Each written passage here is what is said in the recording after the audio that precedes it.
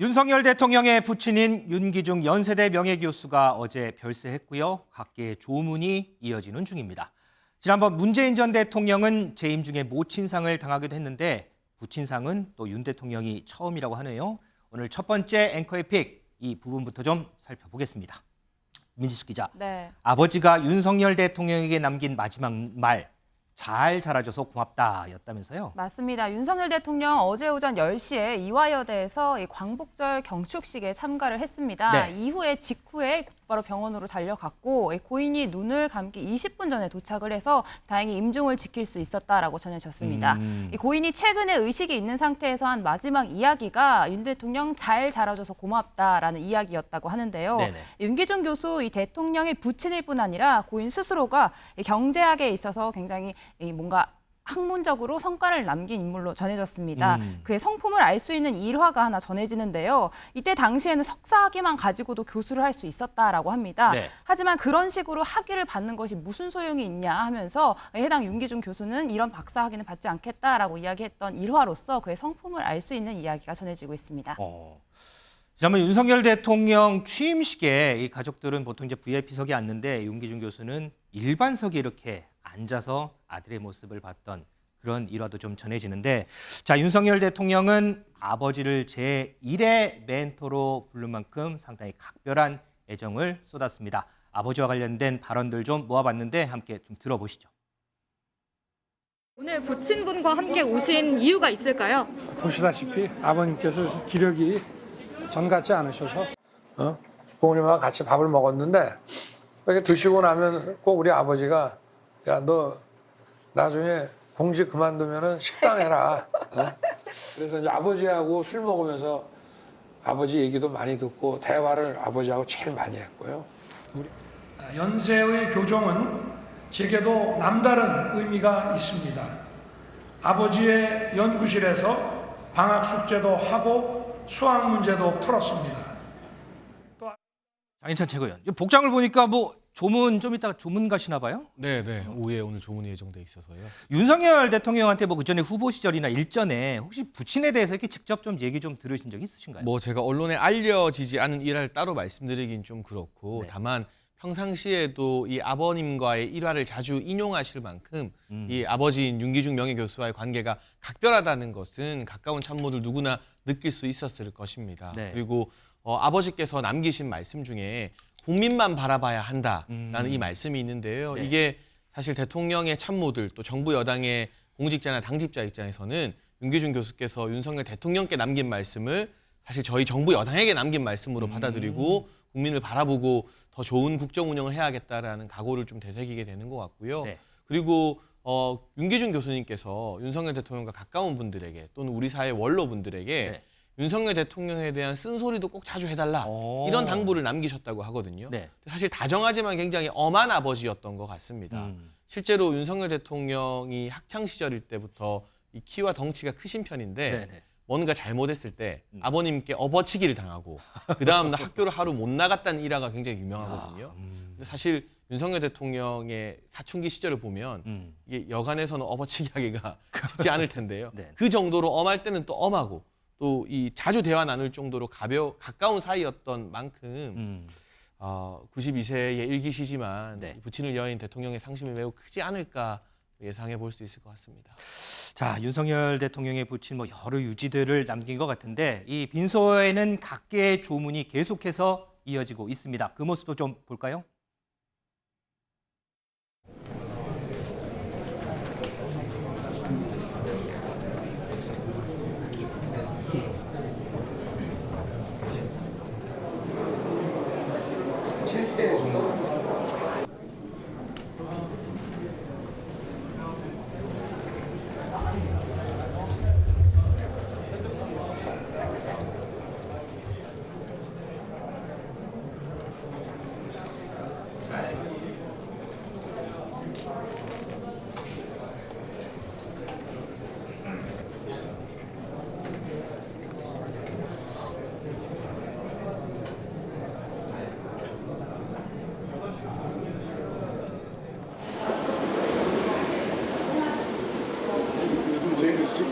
제일 공간에 있습니다.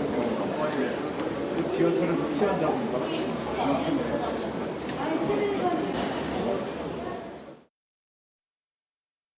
설주한 부회장. 조금 전에 이제 이명박 전 대통령 내외 조문 모습도 봤는데 문재인 전 대통령은 직접 전화로 조의를 표했다고 하더라고요. 네, 뭐 김대기 비서실장에게 전화를 해가지고 저희를 표했다라고 전해지고 있고요. 그 전에 뭐 저와도 보냈다고 지금 뉴스를 통해서 전달 받았습니다. 그러니까 뭐 직접 방문 조문을 드리기까지는 조금 힘드시는 상황이고 저는 또 따로 아마 이게 끝나면 이번에 상임이 끝나면 또 따로 미국 다녀오신 이후에 정말 또 전화를 또 드리지 않을까 또 싶습니다. 그런데 조금 전에 이제 이재명 대표 지도부하고 이제 조문하는 모습 봤는데 끝나고 나오면서 밖에서 또 소란도 있었더라고요. 그러니까요. 이게 또 다른 상도 아니고 대통령의 부친의 상가인데 네. 오히려 이 뭐 정치 유튜버라고 해야 되나요? 아니면 저는 뭐 정치 훌리건이라고 생각하고 싶은데 꼭 거기까지 와서 어떤 좀 이렇게 그냥 이렇게 물어보는 취재도 아니고 어떤 좀 괴롭히는 듯한 어떤 그 취재 경쟁을 하는 것이 저는 그 합당한 장소가 아니었다고 봐요. 그러니까 이재명 대표가 뭐 어디 검찰청에 출석하거나 법원에 출석하거나 하면 그 주변에서 소리 지르시는 분들이 계시거든요. 물론 이재명 대표를 지지하는 분들도 그렇게 뭐 응원을 하고 또 싫어하시는 분들도 소리를 치시고 하는데 뭐 다른 곳에서라면 그럴 수 있다고 생각합니다. 충분히 그럴 네. 수도 있다고 보는데 어제 저 장소는 아니지 않았을까. 그리고 뭐 이재명 대표가 뭐 손님으로 간 건데 조문하러 가신 건데 거기서 굳이 보수 유튜버들이 저런 얘기를 고함을 칠 필요가 있었을까. 그래서 저는 상당히 부적절한 행동과 언사가 아니었나 싶습니다. 반대로 장혜찬 최고위원 이 부분도 조금 얘기를 좀 생각을 좀 해봐야 될 부분이 이재명 대표의 팬 카페라든지 일부 좀 진보적인 성향을 갖고 계신 분들이 일부입니다. 윤석열 대통령 부친 이 상에 대해서 좀 조롱하는 글도 올리고 해서 좀 문제가 되는 것 같아요. 그러니까 정치가 인간성보다 우성일 수는 없거든요. 그렇죠. 평소에 정치 성향이 다르고 좀 격렬하게 비판을 하더라도 상이 났는데 이 부친상 앞에서 애도는 못할 망정 이런 식으로 뭐 살날린 게 잘못 같다. 뭐 왜 혼자 가셨나요? 아이고. 그리고 그 외에는 제가 차마 입에 담기 힘든 그런 극단적인 비판과 비아냥의 말들을 남기는 것은 인간적 도의를 상실한 것이고요.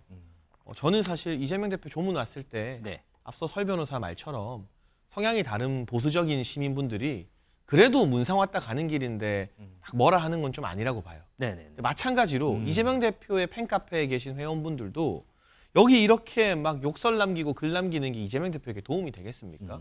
아 정말 강성 팬덤 못 쓰겠구나 하는 국민적 인식만 불러일으키지 않겠습니까? 그리고 제가 꼭 하나 지적하고 싶은 건 다른 일반 이제 팬클럽이나 이런 분들은 네. 일반 국민이고 일반 지지자잖아요. 네네. 그래도 안 되는 거지만 이 위군우라는 칼럼니스트는요. 공개 언론에 기고를 하는 공식적인 인물 중 한 사람이에요. 그런데 본인의 SNS에 대통령 부친상 기사를 공유하면서 살라는 게 잘못 갔나라고 적었어요. 아이고.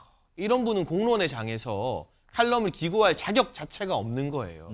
여기에 대해서는 저는 이 위군우 씨의 글을 기고받는 언론사들이 좀 자체적으로 이런 인간 이하의 비난까지 하는 분의 글을 우리가 기고받아야 되나 하는 고민을 꼭 했으면 하는 이거는 별도로 다른 부분이다. 일반 네. 지지자들이 막 막말 남기는 것과는 차원이 다른 어떤 잘못된 행동이다라는 걸 꼭 지적하고 싶습니다.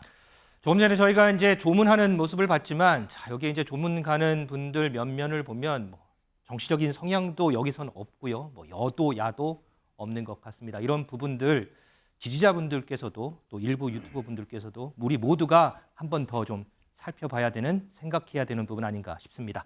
자, 앞서 윤석열 대통령은 광복절 경축식에 참석을 했습니다. 공산 전체주의 세력을 언급을 했는데요. 그 얘기 좀 듣겠습니다. 공산 전체주의를 맹종하며 조작 선동으로 여론을 왜곡하고 사회를 교란하는 반국가 세력들이 여전히 활개치고 있습니다. 공산 전체주의 세력은 늘 민주주의 운동가, 인권 운동가, 진보주의 행동가로 위장하고 허위 선동과 야비하고 폐륜적인 공작을 일삼아 왔습니다. 우리의 독립운동은 자유와 인권, 법치가 존중되는 자유민주주의 국가를 만들기 위한 건국 운동이었습니다. 일본은 이제 우리와 보편적 가치를 공유하고 공동의 이익을 추구하는 파트너입니다. 미래지향적으로 협력하고 교류해 나가면서 세계의 평화와 번영에 함께 기여할 수 있는 것입니다. 승재님, 우리가 지금 들었던 이 내용은 조금 이따 저희가 평론을 받기로 하고 네. 어제 광복절 경축사에서 윤석열 대통령이 자유라는 단어를 무려 27번을 언급을 했다고 해요. 그런데 이 부분도 부친의 영향이 컸다 이런 분석도 나오더라고요. 저는 분명히 부친께서 영향을 주었다라고 말할 수밖에 없는 게 지금 앞에 나왔다시피 아버지가 추천한 책 중에 밀턴 프리드먼이 했던 선택할 자유라는 게 있습니다. 사실 저 근간이 되는 게 자유민주주의 혹은 시장경제, 자유민주주의적 시장경제, 민간이 주도하고 뒤에서 정부가 뒤에서 밀어주는 그런 어떤 체제에 대해서 기본적으로 갖고 있던 책인데요. 뭐 우리가 지금 나중에 뭐 말씀 주셨다시피 갑론을박을 해야 될 제일 앞단에 나와 있는 전체주의, 공산주의는 제가 찾아보니까 6번밖에 말씀을 안 하셨어요. 그 자유라는 걸 사실 27번 말하시고 국민을 9번, 그다음에 자유민주주의를 7번, 그다음에 공산주의 아까 말했던 6번 하셨는데 분명히 아버지께서 말씀하셨던 저 자유민주주의를 대통령께서는 국정의 철학으로 삼으시고 이것뿐만 아니라 자유평화 번영에 기여하는 글로벌 중추 국가로서의 나아갈 수 있는 그 방법도 함께 지금 생각하고 가셔서 앞에 장희찬 그 최고위원도 있지만 저희들도 이제 대통령 업무 보고 들어갈 때 이제 말씀을 들어보면 분명히 대통령께서 가지고 계시는 기본적인 생각은 자유민주주의 가치 질서를 지킴과 동시에 시장 경제에서 국민이 어떻게 하면 잘 먹고 잘 살 수 있을까 그 경제에 대한 관심은 분명히 어떤 대통령보다 지대하시다라는 걸 옆에서 지켜본 저로서는 말씀드릴 수 있다는 말씀드리겠습니다. 알겠습니다. 자, 그런데 설주환 부위원장, 네. 자 이제 어제 광복절이었고 뭐 여러 가지 우리가 역사적 사실들도 이제 많이 알고 있어요. 그런데 어제 경축사에서는 이런 과거사와 관련해서는 언급이 없었거든요. 그러면 일본 언론에서조차 뭐 마이니치 신문의 이 제목인데 이례적으로 일본의 비판이 없었다라는 이런 제목도 뽑기도 했어요. 어떻게 좀 보셨어요? 그러니까 좀 과거에 비해서도 너무 후퇴한 그 경축사가 아니었나 싶습니다. 이제 과거에 보면 이명박 대통령 때만 해도 일본은 역사를 직시해서 과거의 우를 범해서는 안 된다라고 이런 경축사 내용이 있었고요. 그다음에 박근혜 대통령만 하시더라도 일본은 과거사 문제, 한일 미래를 어둡게 한다. 그리고 일본은 아픔 치유할 책임과 성의 있는 조치를 기대한다라는 어떤 내용들이 있었단 말이죠. 그러니까 과거 보수 정부에 비해서도 굉장히 너무나 후퇴한 광복절 경축사가 아니었나. 그러니까 뭐 다른 뭐 이제까지 대통령께서 자유에 대해서 충분히 이제까지도 뭐 그 취임사부터 시작을 해서 지난 1년 동안 이제 각종 행사에서 자유에 대해서 말씀을 많이 하셨어요. 근데 또 최근에는 어떤 공산 전체주의라는 말, 어저께 처음 나온 얘기긴 합니다만은 어떤 뭐 공산주의에 대한 배격을 해야 되겠다는 생각도 계속 말씀하셨다고 저는 생각을 합니다. 근데 어제만큼은 그런 얘기보다는 네. 어찌 보면 일본에 대해서 우리가 지적할 건 지적을 해야죠.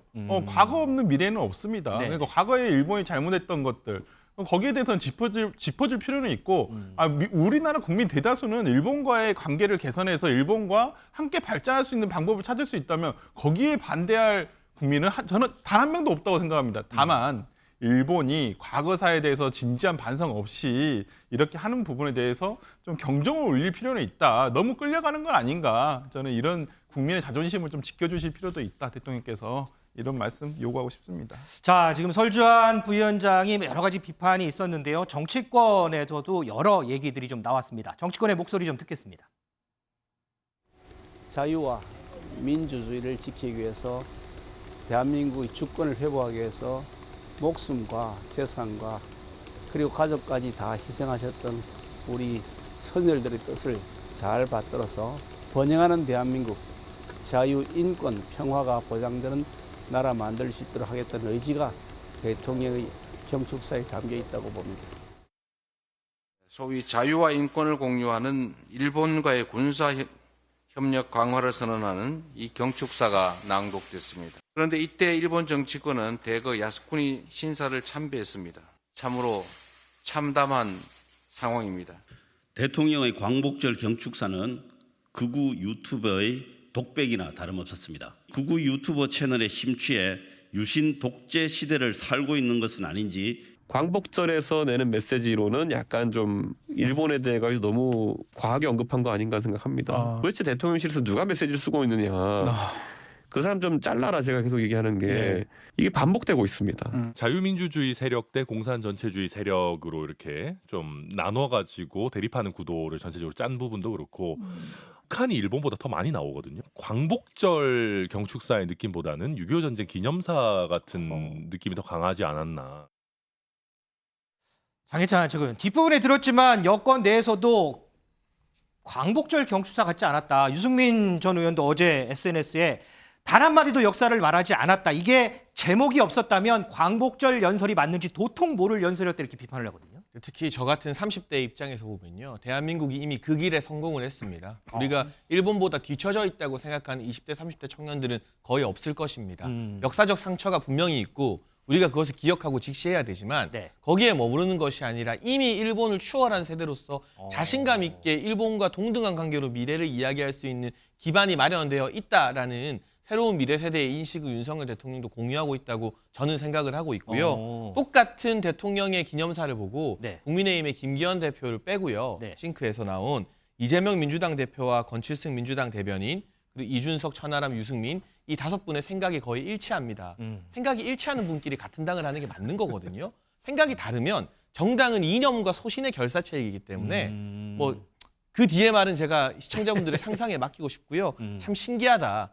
비단 이번 대통령의 경축사뿐만이 아니라 무슨 이슈가 있을 때마다 이재명, 권칠승의 메시지와 이준석, 천하람, 유승민의 메시지가 별로 다르지 않다면 비슷한 생각하는 분끼리 같이 하면 좋지 않겠는가라는 덕담을 좀 드리고 싶습니다. 알겠습니다. 덕담인지 비판인지는 모르겠습니다.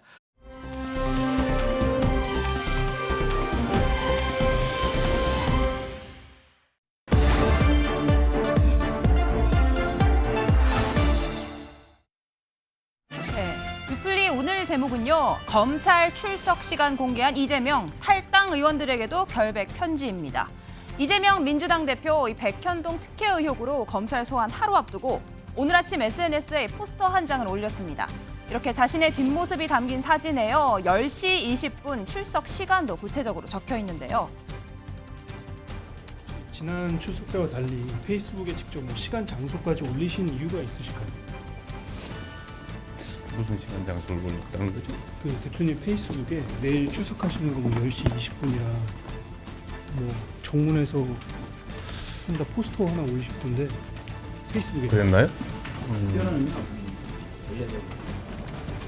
대표님 그 이번에도 검찰 뭐 소환 조사 조사 내용과 상관없이 검찰이 뭐 기소랑 구속영장 청구 그대로 뭐 할 거라고 어제 제가 입장문 내놓은 게 있으니까 참고하시면 좋겠어요.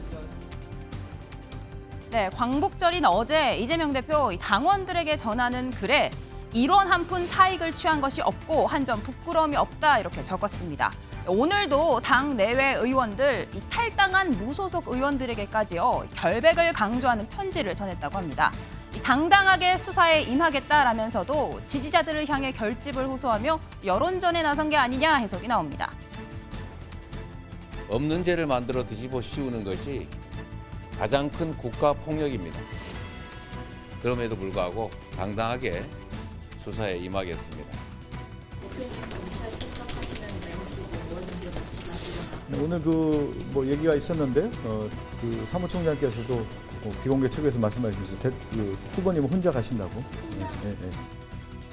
네, 이재명 대표 검찰 조사를 앞두고요. 5쪽짜리 검찰 진술서 요약본을 공개했습니다. 부지 용도 변경에 대한 검찰의 주장을 반박하면서 당시 박근혜 대통령의 지시와 국토부의 요구에 의한 것이었다 이렇게 강조했습니다. 앞서 검찰 소환 소식 언론을 통해 처음 전해졌을 때 예고했던 그 논리인데요. 개인 혐의 자체는 어떻게 생각하시는지 입장 좀 말씀해주세요. 네, 나중에 말씀드릴게요. 그걸 다음 기회에 저희가 설명할 기회가 있을 겁니다. 이게 대통령이 요구한 국가 소유 토지 용도 변경해 준 게 특혜라는 게 말이 되는 소리입니다. 네, 이렇게 난데없이 소환된 박근혜 전 대통령 어제 모친의 기일을 맞아 구미에 있는 부친의 생가를 찾았습니다. 트레이드마크인 올림머리를 하고 수십 명의 지지자들과 일일이 인사를 나누는 모습이 포착됐습니다.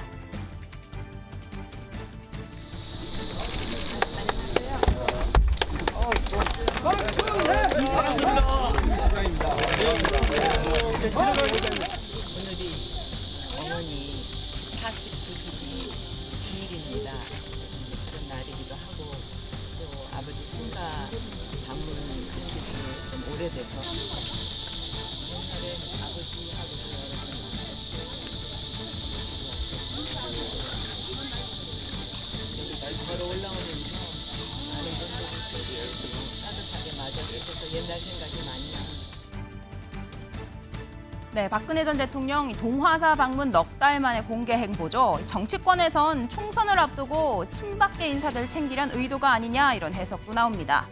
민주당에서도요, 검찰이 내년 총선을 겨냥해서 무리한 야당 대표 수사를 하고 있다 이런 목소리가 나왔습니다.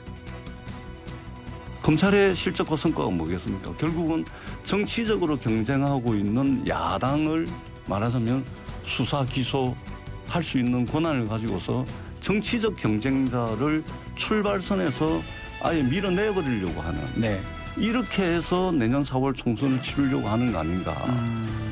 그런 의구심을 강하게 가질 수밖에 없습니다. 네, 하지만 앞서 검찰 관계자 이미 영장 청구서에 쓸 증거 인멸 정황 격혀이 쌓여 있다. 혐의 입증에 자신감을 내비쳤습니다. 민주당에서는 이재명 대표의 자신감을 언급하면서요. 어차피 청구할 영장 국회 비회기 중에 청구해서 당당히 심사받게 해달라 이야기까지 나왔습니다. 자신감이 좀 많이 이제 생기신 것 같고요. 어차피 하실 거, 영장 치실 거, 저는 비회기 중에 이 법원에서 영장 실질 심사를 받으셨으면 좋겠습니다. 이미 뭐 빈수레가 요란하지 않았습니까? 계속 소환만 하고 있지 뭐 이렇다 할 오히려 대장동 재판에서 여러 가지 유동규 씨가 뭐 돈을 줬다고 했는데 갑자기 판사께서 시연해라 했다가 다 비웃는다든지 뭐 기억이 나진 않는다. 머리가 아프다면서 재판이 연기된다든지 여러 가지 지금 그런 사례들이 거의 이제 승소 가능성이 높아지고 있고. 네, 현재 매주 여러 재판에 출석하고 있는 이재명 대표. 지난주에는 고 김문기 처장 관련된 재판에 직접 증인 신문에 나섰죠. 이 자리에서 수십만 장의 명함을 돌려서 밥을 같이 먹었다고 하더라도 기억이 잘 나지 않는다. 그래서 안면 인식 장애라고 비난받기도 한다. 이런 이야기를 했습니다. 자신이 스스로 그 개발 사업의 설계자라고 선행 자백을 했으면서도 이제 와서 자신은 잘 모르는 일이라고 우기는 선택적 기억 상실 증후군을 비롯해서 상식과는 동떨어진 심각한 안면 인식 장애 증후군까지 국민 염증을 가중시키는 일이 반복되고 있습니다.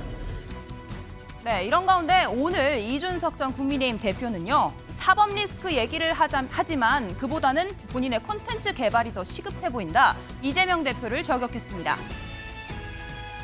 윤석열 대통령께서도 전 정권에서 전 정권의 핵심이었던 뭐 추미애 장관과 맞서면서 얼마나 가슴이 쫄깃쫄깃했겠습니까? 그런데 반면 이재명 대표 같은 경우에 너무 휘둘리는 것 같아요. 성남시장 시절의 전격적인 모습에 비해서 경기도지사 때도 약간 좀 약해졌고 이재명의 고유의 색깔은 전혀 없습니다, 지금. 네, 장혜찬 최고위원님, 이재명 대표 당당하게 임하겠다라면서 내일 출석 시간 구체적으로 장소와 함께 공개를 했습니다. 어떤 의중이라고 생각하십니까? 전혀 자신감이 없는 행보. 개딸들 많이 나와서 나에게 힘을 좀 불어넣어 주세요라는 어떤 절박함이 이 장소와 시간 공개에 묻어 나오는 것 같아요. 이재명 대표가 첫 번째 소환하고 두 번째 소환할 때는 뭐 당의 의원들도 나오지 말라. 그리고 지지자분들도 나오지 말아달라라고 했었는데 이제 정말 모르겠습니다. 어떤 위기의식을 느끼는 건지 그냥 당의 의원들도 그렇고 지지자들도 그렇고 강성 팬덤이고 뭐고 다 나와서 무력 시위 한번 해달라라고 요청하는 것 같아서요. 이게 뭐 그렇게 자랑스럽고 좋은 일도 아니고 조용히 왔다 가면 되는 거지 저렇게 포스터까지 만들어서 일시를 공지해서 강성 팬덤을 또 서울중앙지검 앞에 모아야 될 일인지 잘 모르겠습니다. 네, 설 전 부위원장님은 어떻게 보십니까? 일단 당에서는 나가지 않겠다, 혼자 나가겠다고 말씀하셨다 전했는데요. 내일 의원들 다 안 나가십니까? 아마 나오신 분도 계시지 않을까요? 뭐 자발적으로 아마 뭐 집단 이게 어떤 당론을 정해서 하겠다기보다는 뭐 네. 자발적으로 나가고 싶으신 분, 또 응원하고 싶으신 분들이 있으면 나가지 않으실까 싶고요. 뭐 저는 뭐 아까 앵커께서 소개해 주셨듯이 아마 이재명 당대표는 아마 몰랐던 것 같아요. 근데 당대표실에서 아마 이렇게 공지를 해서 올린 것 같고요. 이재명 대표 측에서 그만큼 자신 있다라는 어떤 자신감의 좀 표현이라고도 보입니다. 난 자신 있게 검찰에 가서 소명을 할 테니까 뭐 또 응원도 와주실 수 있는 분, 또 시간 되시는 분들 오셔가지고 응원해주면 되고요. 뭐 이거 안 올리더라도 또 많이 오세요. 원래 가보면 법원 앞이나 검찰청 가면 많이 오셔서 저는 어떤 뭐 큰 의미를 두고 저는 그거 올린 것은 아니라고 봅니다. 네, 일단 이재명 대표 미리 검찰 진술서 요약본을 공개를 했습니다. 장희찬 최고위원님. 근데 내용을 보면요, 이 박근혜 전 대통령이 소환이 됐습니다. 조금 전에 박 전 대통령 지시가 있었다라는 내용 SNS에 증거 자료로 올리기도 했는데요. 하지만 여당에서는 박 전 대통령 지시가 정말 있었다라면 진즉에 공개했어야 한다. 내용이 말이 안 된다. 전주혜 원내대변인 이야기가 있었는데요. 어떻게 들으셨습니까? 이제 급하니까 마지막 무리수까지 막 던지는 것 같아서 좀 애처롭고요. 결국 이 재판장에서 증거는 그 당시에 주고받았던 공문이 되는 겁니다. 그런데 국토부가 성남시에 보냈던 공문을 보면 네. 이건 성남시의 도시정책과 관련된 부분이니 귀시에서 판단하는 게 맞다. 성남시의 판단에 맡긴다라는 공문이 분명히 나와 있지 않습니까? 네. 만약 이재명 대표 주장처럼 국토부가 이거 안 바꿔주면 큰일 난다고 협박을 하거나 강권을 하거나 강요했다는 공문이 하나만 나왔어도 이렇게 소환당하는 일은 없었을 것입니다. 이재명 대표는 지금 건강을 회복하면서 시민으로 돌아간 박근혜 전 대통령을 소환할 일이 아니라 명백하게 나와 있는 국토부의 공문을 뒤집을 수 있는 또 다른 공문을 찾아내는 게 급선무고요. 그러한 공문이 존재하지 않는다면 본인의 일방적인 주장을 아무리 더해본다 한들 재판장에서 증거로 인정되기는 좀 어려울 것 같습니다. 네, 설 전 부위원장님, 박근혜 전 대통령 이야기가 나왔습니다. 어제 생가 방문한 공개 행보도 알려졌는데요. 친박계 의원들을 향한 뭔가 정치적인 행보다 해석 어떻게 보셨습니까? 저는 그렇게 과하게 해석할 필요는 없다고 보입니다. 박근혜 대통령의 정치적 영향력은 지난 총선에서 유영하 변호사로서 이미 대변이 이미 입증이 됐어요. 그 당시에도 진짜 본인이 직접 나오셔가지고 인터뷰를 통해서 응원 메시지까지 보냈지만은 결국 유영하 변호사 공천이 안 됐거든요. 저는 그런 면에서라면 지금의 국민의힘 내부에서 어떤 그 박근혜 대통령의 정치적 영향력은 네. 과거에 비해서는 굉장히 축소돼 있다. 그래서 그렇게 큰 영향력은 없고 어떤 집단화되기는 굉장히 힘들 거라고 생각을 하고요. 굳이 따지자면 어쩌면 최경환 부총리 정도의 어떤 개인기가 뛰어난 예전에 그 박근혜 정부에서 장관 역임을 하셨던 분들 같은 경우가 개개별적으로는 정치 일선에 다시 나오실 수는 있겠지만은 세력화를 하기에는 굉장히 좀 적다. 그 영향력이 그렇게 판단합니다. 네, 뉴플리 오늘 여기까지입니다. 다음 앵커의 픽 함께 보시죠.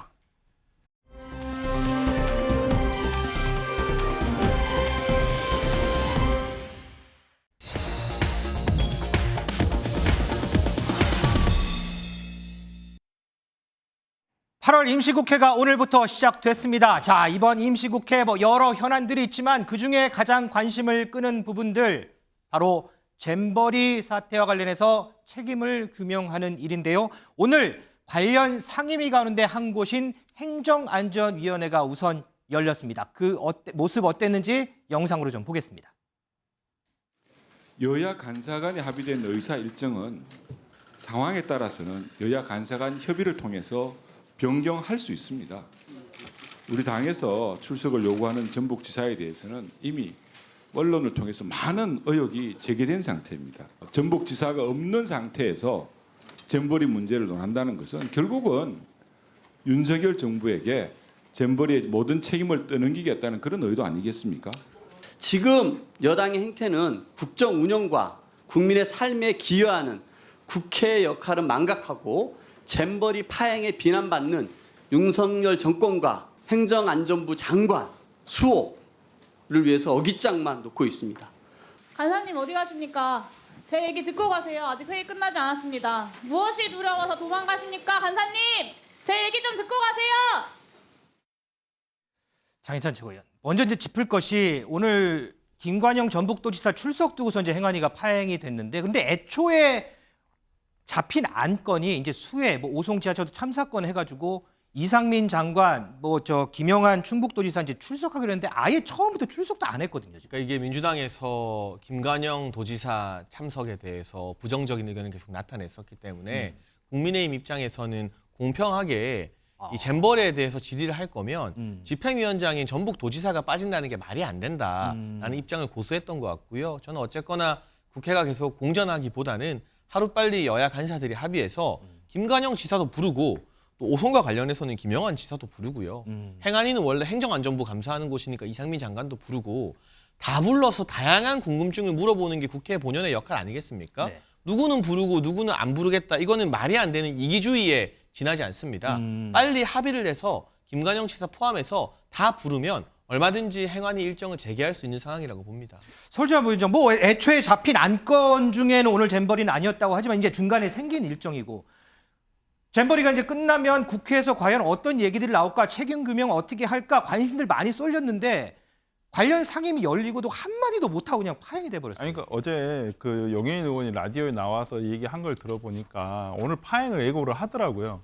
이건 민주당 탓을 하기에는 좀 그렇습니다. 이거 원래 약속돼 있던 건 뭐예요? 오송 지하차도 참사에 대한 내용을 오늘 묻기 위해서 그런 거잖아요. 네네. 그런데 지금 갑자기 이만희 간사가 갑자기 이 잼버리에 대해서 얘기를 하겠다는 거예요. 그러면서 김관영 전북도지사 불러. 그러니까 민정 측에서 야당 측에서는 그럼 따로 날짜를 잡자, 다시 협의를 하자. 그래서 그 잼버리에 대해서 하루를 물어보자, 이렇게 얘기를 했던 거예요. 근데 오늘 갑자기 오늘 굳이 잼버리 얘기해야 되나요? 아니 물론 오늘 보니까 잼버리 얘기하는 건 막지는 않겠다라고 서로 간사가 간에 합의는 됐더라고요. 관심들이 많이 쏠리니까. 네, 그러니까요. 그래서 근데 그러면 야당에서는 얘기하는 건 뭐냐면 원래 오늘은 약속돼 있던 오송 참사에 대해서 질의를 하고 다시 날짜를 잡아서 잼버리에 대해서 김관영 전북도지사를 불러서 우리가 질의를 하자, 이렇게 얘기를 했던 건데 여당에서 갑자기 그냥 이만희 간사가 저렇게 파행을 해버리시니까 오히려 뭐 아무것도 진행 안 되는 상태가 돼버렸지 않겠습니까? 저는 아까 장혜찬 최고 말대로 여야 간사끼리 빨리빨리 협의를 해서 이거 그냥 지나갈 일이 아니고 그냥 덮을 일은 절대 아닙니다. 국회에서는 김관영 도지사의 발언을 못 들었지만 이 김관영 도지사가요, 여러 인터뷰를 통해서 이번 잼버리 사태에 대해서 해명을 하고 있습니다. 그 목소리 좀 듣겠습니다. 영국 대표단이 특히 철수를 하면서 자기들의 철수의 이유를 정당화하기 위해서 더더욱 화장실 얘기를 부각시킨 면도 있습니다. 초반에 문제가 있을 때 그런 것들이 바로바로 참가자들이 SNS에다 그거를 올리고 사진 찍어서 부모에게 보내고. 이제 잼버리가 물론 많은 문제가 있는 건 사실이고 제가 사과도 드립니다만은 잼버리에 실제로 참여한 학생들이 어떤 생각을 갖고 있느냐가 가장 중요하지 않겠습니까? 이분들이 주로 학생들이 겪는 어려움이나 이런 것들이 SNS나 또 부모에게 보내는 여러 가지 불만 사항들을 위주로 이 보도가 되고 이러다 보니까 굉장히 더 큰 문제가 있는 것처럼 오해가 있는 것도 또 사실이고요.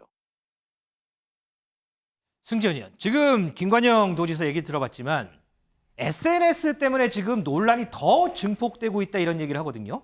SNS 때문에 논란이 더, 제가 다시 한번 물어볼게요. SNS 때문에 논란이 더 증폭된 부분이 있나요? 모르겠습니다. 제가 김관영 전북지사가 아이를 키우고 있는지는 잘 모르겠는데 그냥 지금 가지고 있는 MZ세대의 입장에서는 그 MZ세대가 가지고 있는 건 공정과 상식이에요. 제가 가지고 있는 그 장소가 불편하면 당연히 그 부분에 대해서 이의 제기하는 게 당연하죠. 과거 제가 1970년대 야영했던 그 시절하고는 완전히 다른 거 아니에요. 그리고 두 번째, 제가 그냥 전북지사님께 여쭤보고 싶은 거는 당신 아들이 여기 갔을 때 과연 그 장소가 당신 아들이 야영하기 12일 동안 괜찮은 장소였느냐. 만약에 제 아이가 여기 가서 저한테 이야기를 했을 겁니다. 아빠, 나 이게 너무 좀 이상한 것 같아. 음식에서는 곰팡이가 나오고 물은 하나도 없고 그리고 화장실은 내가 기존에 썼던 장소가 아니야. 사실 아빠, 내가 비데를 원하는 건 아닌데 이거는 내가 한 번도 못 써보던 장소야. 이게 우리나라의 재래식 화장실도 있었거든요. 그러면 저 같으면 그냥 바로 소환합니다. 집으로 오라고. 그게 아빠의 마음이고 지금 있는 아이들의 마음이니까 우리 시대의 우리의 시각으로 우리의 청소년들을 바라보는 거는 좀 죄송한 말씀이지만 라떼는 그랬는데라는 생각 때문에 나오신 말씀이 아닌가 싶은데 저는 감당할 수 있지만 우리 아이들은 감당하기 좀 어려운 환경이 아니었을까 조심스럽게 말씀 올리겠습니다. 자, 뭐 앞으로 뭐 여러 날들이 있을 겁니다. 뭐 다음 25일인가요? 여성가족위원회도 또 열릴 거고요.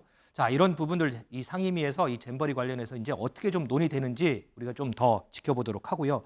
오늘 행안위와 더불어서요, 국회 국방위에서는 고 최상병 사망 수사 관련해서 이목을 또 끌었습니다. 자, 논의는 잘 됐을까요? 그 모습도 좀 보겠습니다.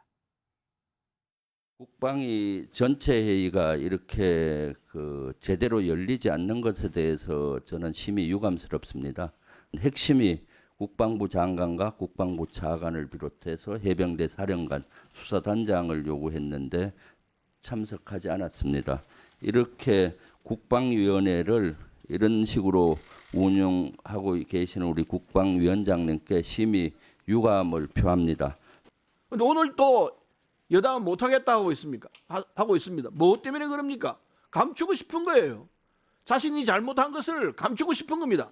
이게 근원이 어디 있느냐? 대통령실에서부터 나오는 겁니다. 윤석열 대통령이 이 상황을 만들었다고 얘기 안 할 수가 없습니다. 본래 여야가 합의할 땐 결산을 하기로 했습니다. 그러나 다시 추가적으로 합의해서 현안 질의를 21일 날 하기로 했습니다. 21일 날 충분히 준비해서 현안 질의를 해주시길 바랍니다. 금일 회의는 이상으로 마치겠습니다. 자, 설전 부의장. 지금 뭐 여러 가지 현안들이 있어요. 그런데 이제 민주당에서는 지금 1특검 4국조 추진하겠다 이렇게 지금 얘기를 하고 있거든요.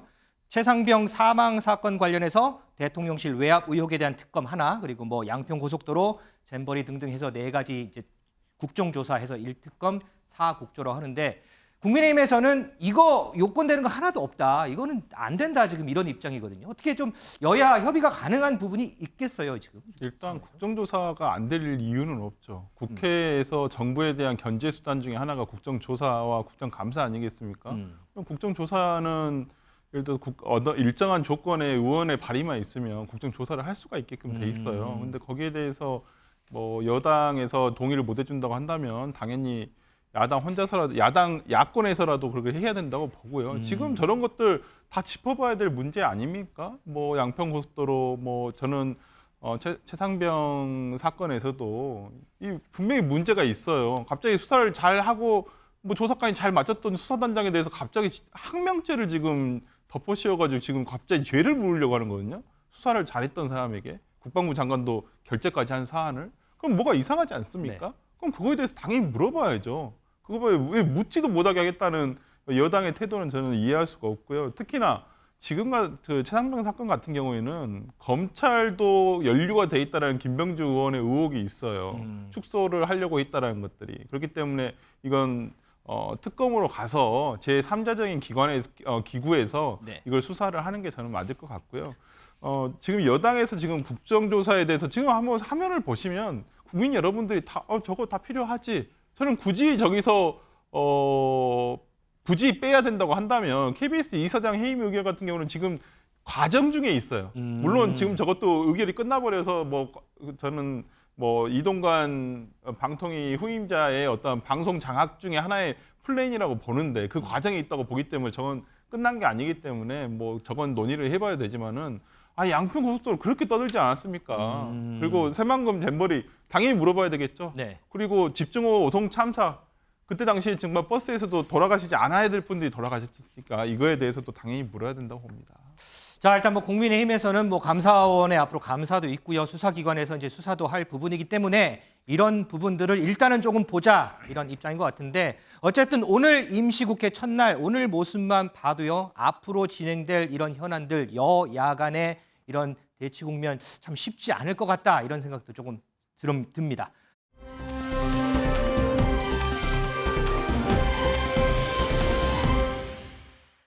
반으로 가라 그러셨어요? 아니요, 어머니? 아니라고요? 네. 아이가 집에 와서 정말 자지러지게 우는데도 아니에요? 아니에요, 어머니 안 그랬어요. 친구들 앞에서 뭐 그랬다고 하는데 또 아니라고. 아니에요. 아니에요, 어머니 안 그랬어요. 근데 아이가 이렇게 억울하다는 듯이 울어요? CCTV를 확인해봐야 알겠네. 저 누구 말이 이게 옳은 거예요? 우리 아이 완전 거짓말쟁이 되는 거예요? 아니요, 어머니 안 그랬다고요. 내 아이가 우선이지 사실은. 내가 선생님 인권 보호해주거나 선생님 교사권 보호해주는 사람은 아니잖아요. 우리 아이가 당한 게 많은데. 거짓말이냐 아니냐라고 얘기하니까 그랬다고 하잖아요. 어디까지 발뺌을 하시고 어디까지 끌어내시고 남의 명예까지 실추시키면서 뭐 하시는 거예요? 배운 사람한테. 당신 어디까지 배웠어요 지금? 카이스트 경영대학 나와가지고 MBA까지 그렇게 우리가 그렇게 했는데 카이스트 나온 학부모들이 문제 아니냐고. 어머니 계속 이딴 식으로 해도 되는 거예요 정말? 누구 하나 좀 골려먹으려고 지금 이러는 거예요? 아니요, 그런 적 없어요. 그런 적 없어요? 네. 선생님 계속 이렇게 하시면은 선생님 위험해요 되게. 아니 어느 정도껏 하셔야지. 도대체 무슨 뭐 권력에 뭐 피해 받으셨어요? 교사로서 이렇게 해도 돼요? 바른 양심 챙기라고 몇 번 말씀드렸죠. 사람 웃기세요 지금? 자신이 명문대를 나왔다고 그리고 배운 사람이라고 자신의 자녀의 유치원 선생님에게 폭언을 했던 이 녹취록, 저희가 저번에 전해드렸는데 상당히 많은 공분이 일었습니다. 그런데 관련해서 추가적으로 또 나온 내용이 있어서 이 부분 좀 짚어보겠습니다. 민지숙 기자, 네. 참 이 지금 들었던 이 녹취록 공분이 정말 많이 일었는데 이 유치원 선생님 곤경에 빠뜨린 게 이 녹취록뿐만은 아니더라고요. 맞습니다. 이 담당 교사 유치원 선생님이 해당 녹취록을 직접 공개하고 인터뷰에 나섰습니다. 네. 이게 정말 쉽지 않은 일인데요. 보니까 문자 메시지 폭탄으로도 시달림이 있었다라고 아하. 합니다. 공개된 문자를 보면요. 학부모의 문자 하루에 28통까지 왔다라고 와. 합니다. 정말 시도 때도 없이 쏟아졌는데 그 내용을 보면 이 자신의 아이가 7살에 영재 교육원을 목표로 하고 있다. 그러니까 선생님께서는 사회의 멋진 구성원이 될 아이를 가르치고 있다고 생각해라. 개성을 살려서 잘 교육해라. 영광으로 할라. 이런 식으로 문자를 보냈습니다. 어느 날에는 아이가 선생님에게 등짝을 맞고 왔다라고 속상해한다. 이렇게 주장을 했는데요. 이 엄마에 대해 교사 안 좋은 말을 해왔다라면서 이 문제를 공론화시키겠다. 교원 평가에 반영할 수 있다. 이렇게 으름장을 놓는 문자도 보냈습니다. 이 교사는 즉각 그런 일 없다. 손을 댄 적이 없다라고 해명을 했는데요. 계속해서 발뺌하지 말아라. 오해 살 만한 이야기 조심해달라. 이렇게 계속 문자 이야기를 하다가 갑자기 본인의 스케줄로 바쁘다라면서 대화를 급하게 종료해버립니다. 와, 하루에 30건 가까이 되는 문자 폭탄. 뭐라고요? 아까 뭐라고 했는데 사회의 멋진 구성원이 될 아이다. 왕의 DNA가 생각이 나는 것 같습니다. 승전 의원. 예. 자, 우리가 뭐 여러 가지를 따져봐야 되겠지만 어쨌든 이 학부모의 입장도 일단은 우리가 좀 알아봐야 돼요. 예. 뭐 제가 이제 학부모께서 죄송하다, 성찰하겠다 이렇게 나왔으니까 그냥 저희들이 이렇게 반성문을 볼 때 진짜 이게 반성문인지를 저희들이 얼마나 많이 봤겠습니까? 기록을 보면서. 일단은 성찰하겠다, 죄송하다 이런 입장을 냈어요. 나왔으니까 그게 정말 반성문이면 반성문에 3가지 요건이 들어가 있어야 저희들은 반성문이라고 보는 거거든요. 자기의 잘못이 어디서 잘못됐는지를 이야기하자. 그게 이야기가 나와야 되고, 두 번째는 거기에 대해서 자기가 어떻게 행동하겠다라는 게 나와야 되고, 세 번째는 그로 인해서 내가 어떠한 보상을 해야 되겠다라고 나와야 되는데, 지금 있는 내용은 성찰하겠다, 반성하겠다라고 나오지만, 두 번째 이제 무슨 말이 나오는가 하면, 이게 정말 좀 죄송스러운데 시청자 여러분 듣고 혹시 놀라지는 마십시오. 그 교사가 죽은 건 아니지 않냐. 아이고, 참. 서희초 교사는 아니다라고 이야기를 해요. 저런 얘기를 했단 말이죠. 예. 죄송합니다만 그 교사는 죽지 않았습니다. 서희초 교사가 아닙니다. 이런 얘기를 했단 말이죠. 예, 그거는 제가 봤을 때 반성문에 들어갈 수 있는 글이 절대로 아니라고 말씀 꼭 드리고 싶고, 두 번째는 피해자, 교사가 피해자라고 말하는데 교사가 피해자가 아니다. 교사도 나에게 엇박을 질렀기 때문에 그렇게 일방적으로 피해자라고 말해서는 안 된다는 내용이 들어감과 동시에 이제 두 번째 나와 있죠. 아이가 실명, 저희들한테 이야기하는 겁니다. 우리 패널이나 언론에게 이야기하는 게, 아이의 실명이 거론되는 것은 법적 조치가 될 수 있으니 이 부분에 대해서는 아이의 실명을 절대로 거론하지 말아달라라고 이야기하는 글이 나와서, 과연 그 글이 우리가 아까 이야기했던 반성문의 3가지 요건이 과연 들어가 있는지는 좀 고민돼야 되는 부분이다라는 말씀 드리겠습니다.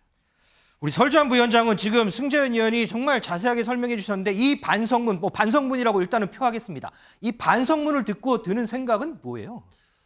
글쎄요, 진심일까?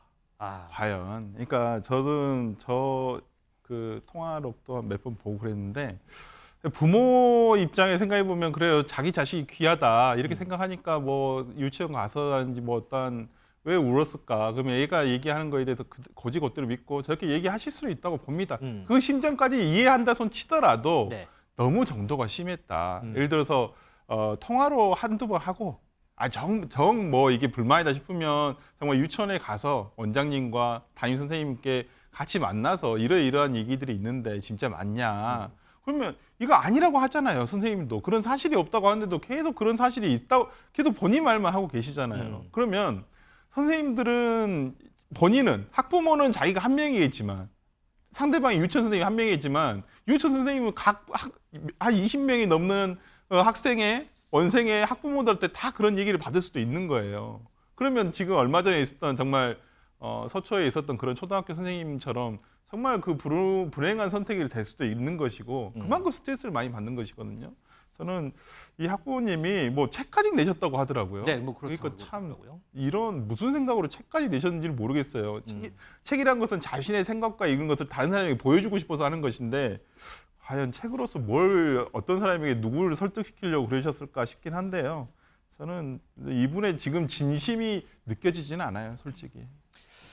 자, 이 학부모의 입장 중에요. 이런 것도 있습니다. 엄마이기 이전에 여성으로서 유리천장을 깨보고자 내가 학업을 했다. 이런 얘기가 있는데 자, 이런 생각은 안 해보셨을까요? 이 어머님뿐만 아니라 이 유치원 선생님에게도 분명히 나름대로 유리천장을 깨보고자 열심히 사회생활을 하는 이런 사명감은 없었을까? 이런 생각은 한 번은 안 해보셨는지 상당히 좀 궁금합니다.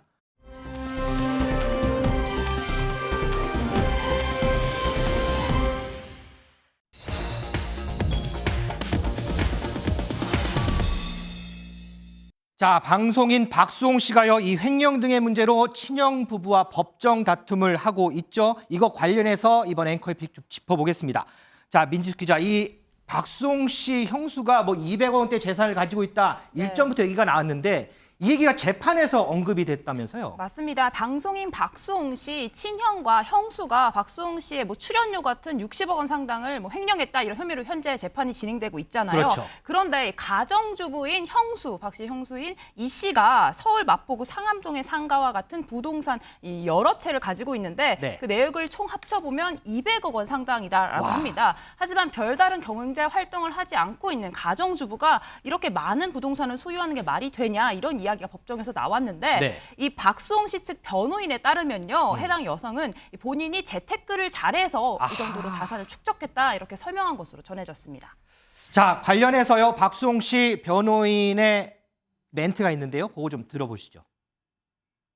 저희 재판에서도 아무것도 모르시는 분이 엄청 재산이 많으시죠. 그러니까요. 재테크를 잘했다라고 지금 현재 재판에서 변소하고 있죠. 피고인 측들의 입장에서는 특히 일부분의 금액만 소송에 걸려있는 상태이기 때문에 그거 줄이는 것만 되게 열심히 하고 있단 말이에요. 반성이나 뭐 이런 건 전혀 없죠. 신뢰를 기반으로 배신하는 행태 이런 사건들을 보면은 배신한 사람들은 처음부터 배신할 생각을 갖고 있었기 때문에 크게 죄책감도 없고 오로지 배신을 당한 사람들의 몫이 피해자분들이 굉장히 많이 바라시는 게 있어요. 가해자의 진심 어린 반성이요. 글쎄 가해자가 진심으로 반성하는 사람을 제 기억으로는 본 적이 없습니다. 그거를 박수홍 씨가 원해서 1년 4개월을 기다렸던 거예요. 진심 어린 사과를 듣기 위해서.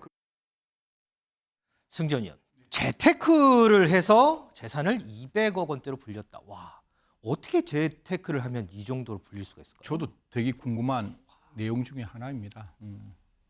200억을 불릴 수 있겠죠. 불리는데 그 사이에 전혀 문제가 없었다면 자본주의 사회에서 돈이 많다는 걸 저는 절대로 비난하고 싶지는 않습니다. 그런데 제일 처음에 상가를 살 때에도 그 과정에서도 박수홍 씨 돈이 일정 부분 들어갔다는 부분은 기록으로 나와요. 근데 그러면 제가 앵커한테 어떤 돈을 줬어요. 그럼 앵커가 물건을 사면 그 물건은 제 돈으로 샀는 거잖아요. 그럼 그 소유권이 누구에게 있어야 되겠어요? 승전 의원한테 있겠죠. 그렇죠. 근데 그게 아니라 형이나 다른 사람의 이름으로 되어 있었던 부분이 있다라는 거죠. 그런 것들을 고려한다면 과연 박수홍 씨를 위한 박수홍 씨에 의한 박수홍 씨의 매니저였느냐에 대해서는 분명히 의문점이 있을 수밖에 없는 것이고 그 200억에 대해서 지금 횡령의 문제고 그 횡령 200억이 정말 재테크면 이게 특정경제 가중처벌 등에 관한 법률에서 이렇게 일반 횡령죄로 떨어질 수 있는 부분이니까 이 돈은 횡령한 돈이 아니라 내가 벌었다는 돈으로 주장하는 거예요. 제가 제일 좀 불편한 거는 대한민국 모든 언론에 검찰이 가지고 있는 그 피의 사실은 공표 못합니다. 그런데 피의자와 피고인들이 변호인이나 피의자를 통해서 자기 이야기가 무차별적으로 나오는 거예요.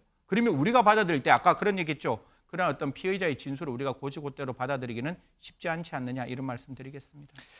자, 10월에 재판이 또 있는데요. 이 친형 측에서 어머니를 증인으로 신청을 했다고 합니다. 자, 이 어머니 과거에 박수홍 씨와 예능 프로그램에 나와서 많은 인기를 끌으셨죠. 과연 재판의 증인으로 나오는 이 어머니의 심정은 어떨지 사뭇 궁금하긴 합니다.